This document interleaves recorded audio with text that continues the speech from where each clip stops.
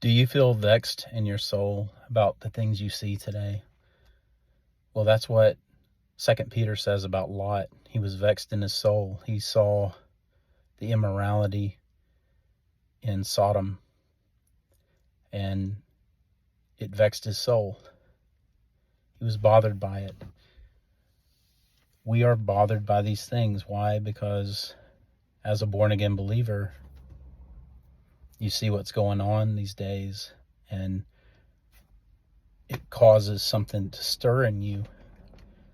But the truth is, straight is the gate, and narrow is the way to everlasting life, and few there be that find it. So you shouldn't be surprised at what's going on these days. Things are falling into place in these end times. And yeah, we're vexed.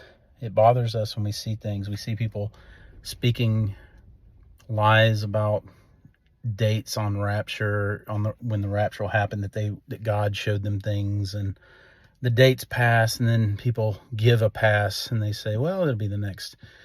It was the wrong calendar, by golly. And then you see someone say, yeah, they don't have a problem with it. Why? Because their litmus test is not the gospel. If they were to look at the gospel and say, and they know the gospel correctly, which is simply that we are saved by grace through faith, not of works, lest any man should boast. We have salvation as a gift, eternal life as a gift. We are co-inheritors with Jesus Christ simply by our faith, not by our behavior. Because if we were, we would never be saved. You're not worthy to go in the rapture. Just face the facts. None of us are worthy to go in the rapture, except we are hidden in Jesus Christ. And every born-again believer goes in the rapture. So with all this noise going on, with people anticipating the rapture, it's going to happen every year until the rapture happens. You can have people guessing, and they're just making guesses. But the ones that are dogmatic about it, like, this is a fact. I have finally figured this out. The rapture is going to be tomorrow. And they're wrong. And then what do? They say, oh, I made a mistake. God showed me this, but I didn't realize this. It's just, there's always something else. Instead of them being honest and saying, hey, I'm just kind of guessing when it might happen, but based on my Bible studies and things. No, I'm saying that God showed me this, that I'm a witness to tell the world that Jesus is coming back, and he's going to get the church soon, and it's going to be on this date.